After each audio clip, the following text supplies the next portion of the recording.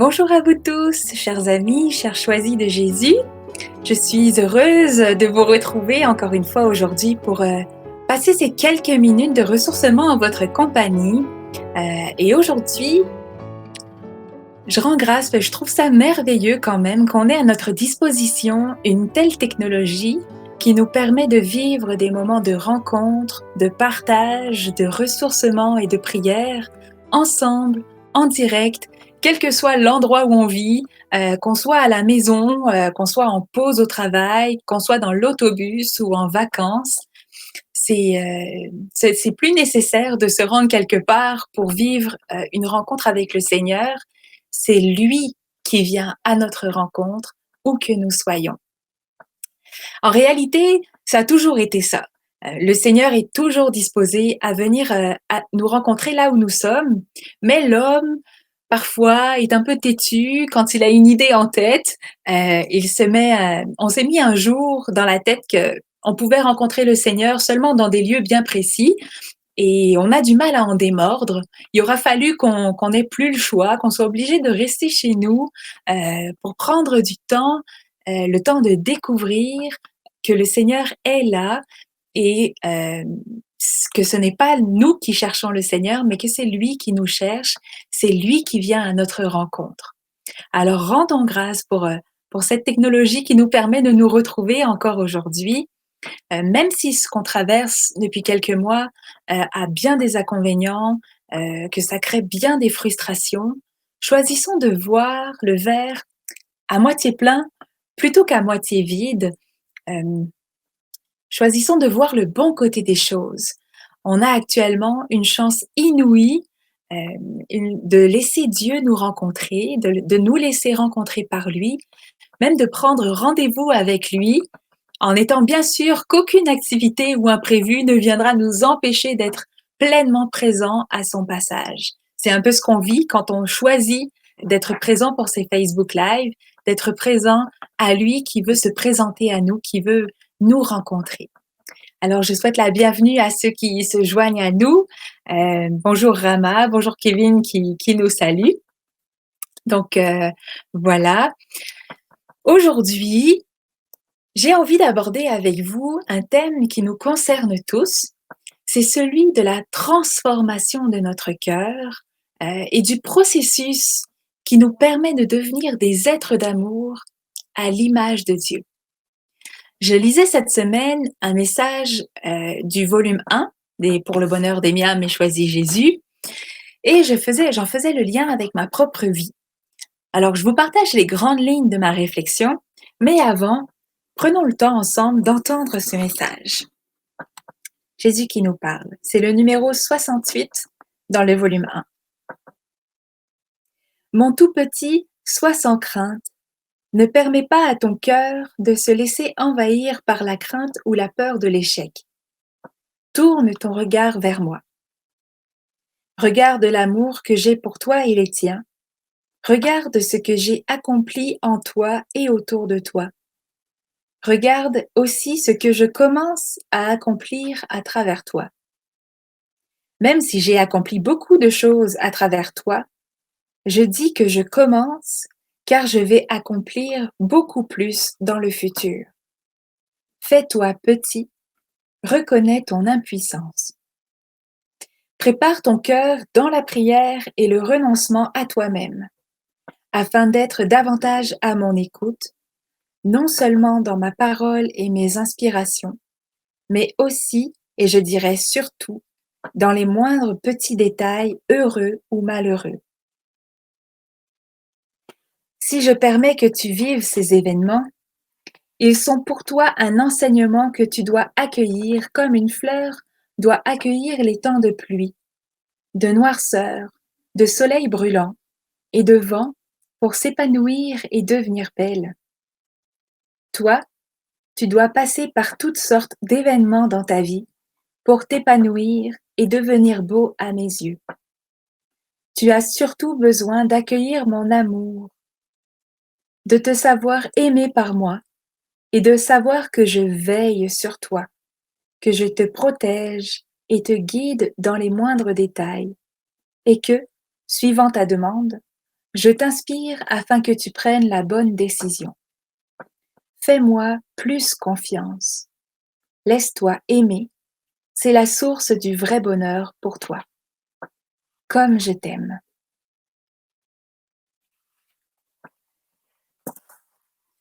Mon tout petit, sois sans crainte, ne permets pas à ton cœur de se laisser envahir par la crainte ou la peur de l'échec.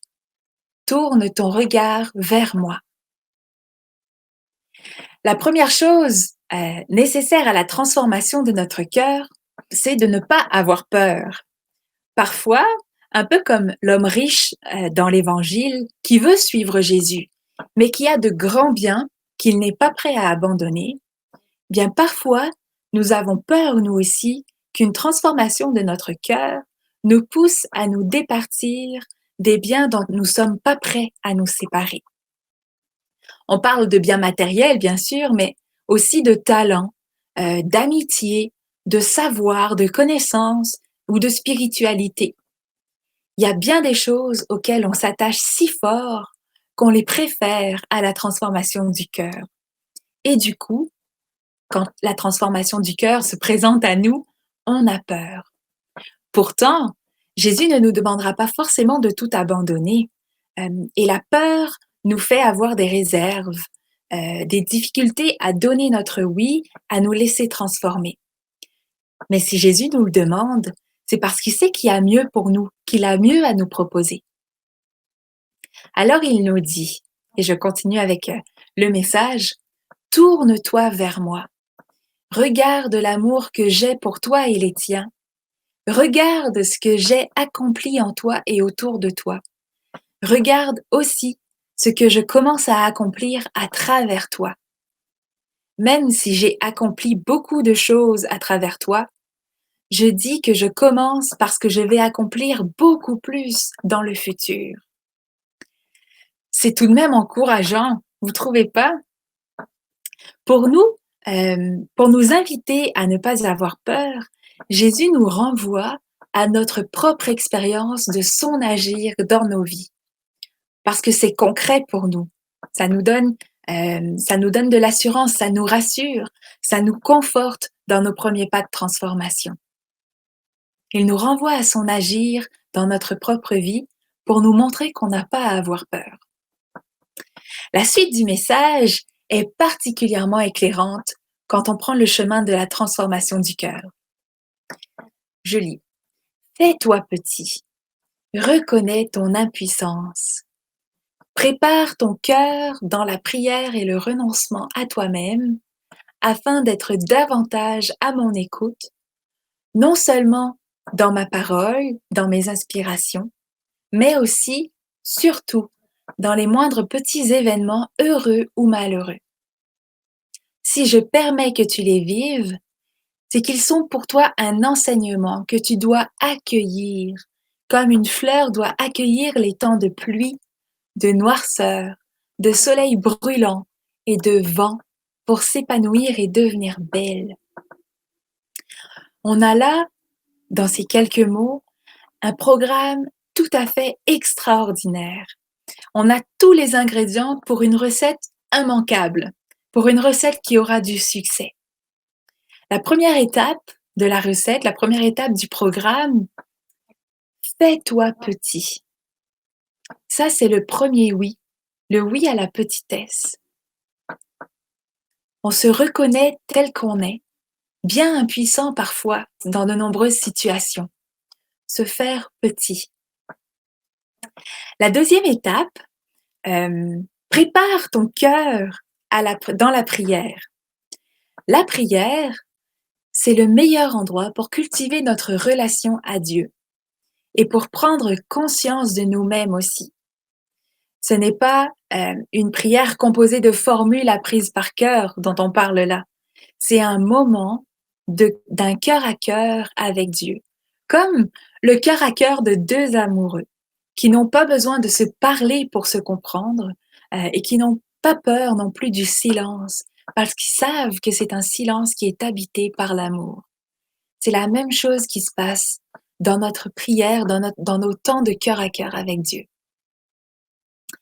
La troisième étape, qui va avec l'étape 2, prépare ton cœur dans le renoncement à toi-même. Ah, le renoncement à soi, qui souvent est un sacrifice qui nous est difficile.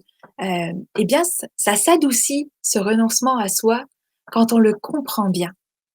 Renoncer à soi, ce n'est pas se désintégrer, ce n'est pas être annihilé ou ne plus exister.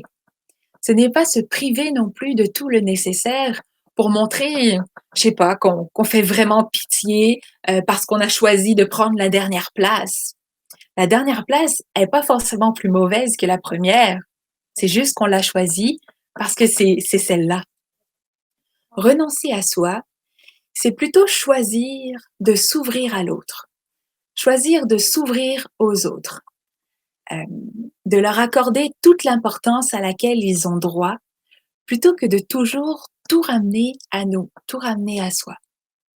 Je prends un exemple. Quand quelqu'un vient nous parler d'un sujet qui nous fait un peu réagir, il s'agit de l'écouter, sans en même temps préparer notre défense dans notre tête. Je sais que c'est bien difficile ça. Euh, Écouter la personne sans en même temps préparer notre défense dans notre tête et du coup tout ramener à soi. Dès qu'on a l'occasion de répliquer à ce moment-là, parce qu'on a écouté la personne juste à moitié, mais dès qu'on a l'occasion de répliquer, on commence par moi je crois que, ou alors regarde-moi, ma vie est comme ci, ma vie est comme ça, ou encore je comprends, mais moi c'est comme ça, moi. Renoncer à soi dans une situation comme celle-là où quelqu'un vient nous parler, où quelqu'un vient nous demander de l'écouter, ben c'est renoncer à notre défense pour l'écouter vraiment pleinement, pour lui faire ressentir qu'il est accueilli dans ce qu'il exprime, même si des fois on est en désaccord. Et c'est pas toujours facile. C'est aussi communiquer avec amour, de s'exprimer de cette façon-là, d'être capable d'écouter l'autre jusqu'au bout et pas seulement à moitié. Ce sont des renoncements à soi, ça. Renoncer à soi, c'est d'autant plus doux lorsqu'on sait quel est le but de l'exercice.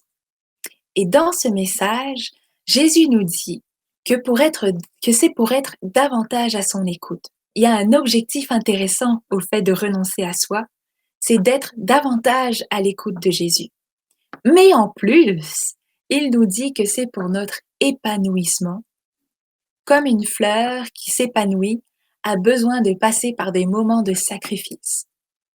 Et là, ça devient intéressant. J'aime beaucoup voir dans la nature les images qui peuvent me parler de mon cheminement spirituel. En lisant ce message, avec l'image de la fleur qui s'épanouit en passant par des moments difficiles de noirceur, de tempête, d'aridité, j'ai aucune misère à faire le lien avec ma vie spirituelle. Avez-vous déjà observé la croissance des plantes? Une plante qui pousse facilement, qui est à l'abri du soleil brûlant, qui est à l'abri du vent, qui n'a pas à supporter le poids des grosses gouttes de pluie, mais ça donne une plante qui est fragile. Ses tiges sont molles, elles n'ont pas de force. Parce que les intempéries, qui souvent nous font craindre pour la croissance de la plante, mais en fait, elles la fortifient. Et parfois, il est bon de laisser les plantes un peu livrées à elles-mêmes dans ces intempéries. J'ai appris cette année, en faisant mon potager, que si je veux avoir des concombres plus gros, il fallait parfois que je laisse le plant avoir soif pour qu'il arrête de rallonger ses tiges à l'infini, mais qu'il se concentre vraiment sur les fruits qui sont déjà là. Ben, toutes ces images de nature, moi, quand j'ai fait mon potager cette année, ça a été vraiment un cheminement spirituel. Mais toutes ces images de la nature, elles nous parlent de nous-mêmes. Les processus qui font loi dans la nature sont les mêmes que ceux qui agissent dans notre vie. On forme un tout avec la nature. Si Dieu l'a créé, c'est pas pour rien. S'il nous a créés dans cette nature-là, c'est pas pour rien non plus. Alors, les intempéries de notre vie les événements plus douloureux font partie de notre chemin de transformation. Bien sûr, il ne peut pas y avoir juste des intempéries dans notre vie. On a besoin aussi de moments de douceur, de moments de facilité, de moments de joie, mais c'est un beau mélange de tout ça qui va conduire à ce qu'on s'épanouisse, à ce qu'on devienne solide, à ce qu'on soit vraiment ce qu'on doit être, des êtres d'amour à l'image de Dieu. Jésus nous dit: tu dois passer par toutes sortes d'événements dans ta vie pour t'épanouir.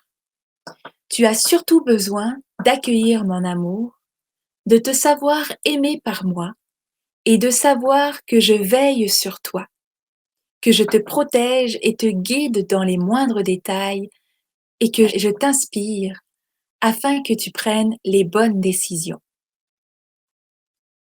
Le processus de transformation doit passer par toutes sortes d'événements, toutes sortes de situations, qu'elles soient heureuses ou moins heureuses. Parce qu'accueillir l'amour de Dieu, se savoir aimer et protéger, ça passe souvent par de beaux moments de joie, mais ça doit aussi passer parfois par des moments plus difficiles. Je prends un exemple. Euh, Peut-être qu'il est boiteux, je sais pas, mais c'est l'exemple qui m'est venu. Je prends l'exemple d'une alarme incendie ou d'une alarme pour les inondations. On n'est jamais plus sûr de la qualité de la protection de cette alarme que lorsqu'arrive un feu ou une inondation et que grâce à elle, on en sort indemne. Jésus nous protège de la même manière. Tant qu'on n'a pas besoin d'être protégé, on sent pas tellement sa présence, on se demande un peu est-ce qu'il est vraiment là? Mais quand on en a besoin, on a la certitude qu'il est là, qu'il nous protège et qu'il nous guide. Jésus termine le message qu'on a lu tout à l'heure, il termine ce message comme on termine une bonne recette, avec la petite touche finale, les petites épices sur le dessus qui font toute la différence. Il nous dit: fais-moi confiance, laisse-toi aimer, c'est là la vraie source du bonheur pour toi. La confiance, elle vient sceller la réussite du processus de transformation. Comme la fleur qui ne doute pas qu'après la nuit vient le jour, ou qu'après la pluie vient le doux soleil, ayons confiance qu'après les intempéries de notre vie, il y a les beaux jours. Après les moments où le vent nous secoue, ou parfois nous fait même plier le genou, il y a des grands moments de bonheur avec Dieu qui nous attendent, qui sont notre récompense. Rappelons-nous que dans tous ces moments heureux ou moins heureux de notre vie, Dieu est là, il veille sur nous, il nous transforme pour nous permettre de nous épanouir, vraiment. Alors, est-ce qu'il y a des commentaires après tout ce que je vous dis là? Oui, on a Fabiola qui a un beau commentaire pour toi. Oui. Bonsoir Anicia, joie de vous revoir et plaisir de vous écouter. Seigneur, merci pour la joie de nous retrouver et d'être à l'enseignement de ton amour. Merci. C'est vraiment son amour qui nous enseigne. Vraiment. Merci Fabiola. Il y en a d'autres. Et Jacqueline aussi, que je voulais te mettre. Voilà. Merci Seigneur pour ton amour. Je m'abandonne à toi, me faire toute petite, me laisser transformer pour que je reste à ton écoute. Jacqueline, vous avez tout compris. Merci. Fabiola qui ajoute: oui Seigneur, merci pour ton amour infini, pour ta petite fleur. Nous sommes ces fleurs qu'il bénit de sa lumière, qu'il bénit de sa présence, de son soleil, de son eau, et en même temps, des fois, qu'il laisse grandir d'elle-même parce qu'on a besoin de ça aussi. Maria nous dit: merci pour ces belles paroles, j'en ai bien besoin. Merci. Est-ce qu'il y en a d'autres? C'est le fun de vous lire. Patricia, Seigneur, transforme-moi vraiment. Aide-moi. Merci pour cet enseignement rempli d'amour et de douceur. Et gloire à Dieu pour tout ça. Merci Patricia. Merci d'être là surtout. Hein. Si vous n'étiez pas là, on ne ferait pas toutes ces rencontres, mais elles nous font du bien à nous aussi. Vraiment. Alors, avant de vous laisser, je vous propose un court moment de prière du cœur avec le Seigneur. C'est lui qui nous enseigne. Hein. C'est l'amour qui nous enseigne. Et l'amour, c'est Dieu. C'est lui qui nous guide, c'est lui qui nous inspire. Alors demandons-lui vraiment la grâce d'être attentif à sa voix, de renoncer à nous-mêmes pour l'écouter lui, sans faire tourner tout ce qui peut tourner dans notre tête. Laisser aller ce qui nous habite, renoncer à tout ça pour vraiment écouter ce que lui a à nous dire. Et aujourd'hui, il nous dit à travers ce chant qu'il vit au fond de nous, qu'il nous attend, qu'il veut qu'on le rejoigne et que le feu de son amour nous transforme. Alors, le chant s'intitule « Je vis au fond de toi ». Il est sur le site web, pas sur un CD, je pense, mais sur le site web des Choisis de Jésus. Alors, ensemble, bénissons le Seigneur. Descendons dans nos cœurs, parce que c'est là qu'il est.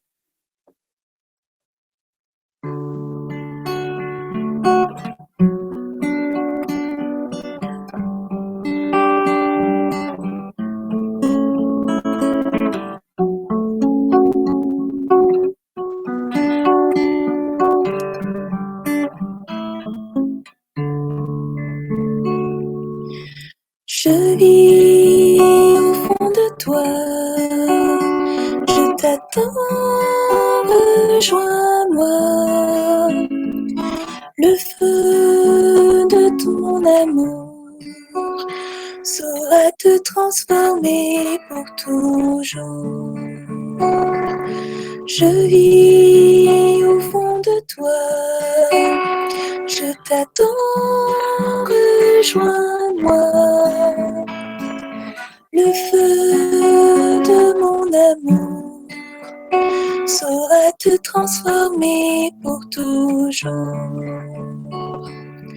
Tu es mon bien-aimé, je ne saurais t'abandonner. Chez moi, tu trouveras celui qui sera toujours là. Je vis au fond de toi, je t'attends, rejoins-moi. Le feu de mon amour saura te transformer pour toujours.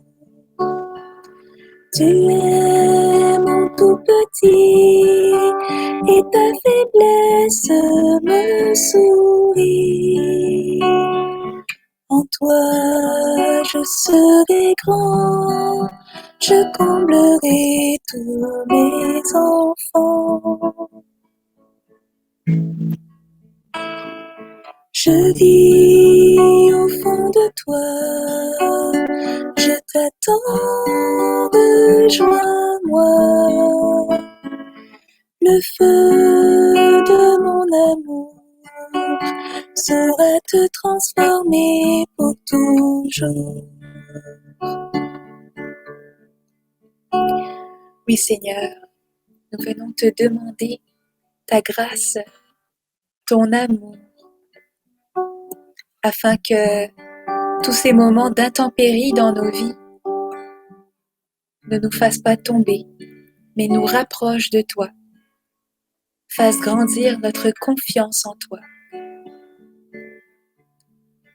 Oui Seigneur, le feu de ton amour, c'est lui qui nous transforme. Apprends-nous la confiance.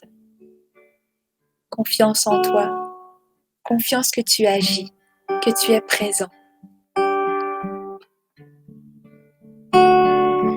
Je vis au fond de toi, je t'attends, rejoins-moi. Le feu de mon amour saura te transformer pour toujours. Le feu de mon amour saura te transformer pour toujours.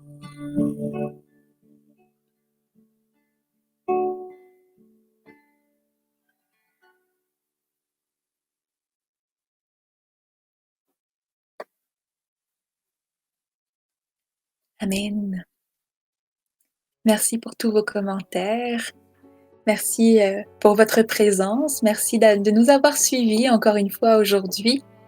J'espère que ce petit moment ensemble vous a nourri le cœur, a nourri votre prière. Je vous souhaite une semaine remplie de Dieu, dans les moments heureux comme dans les moins heureux. Je vous souhaite une semaine où la confiance vous remplit au moment des intempéries. La confiance qu'après les intempéries viennent le beau temps. Des moments extraordinaires avec le Seigneur. Alors laissons-nous transformer, épanouissons-nous dans son amour. Je vous souhaite une bonne semaine, prenez soin de vous et à bientôt.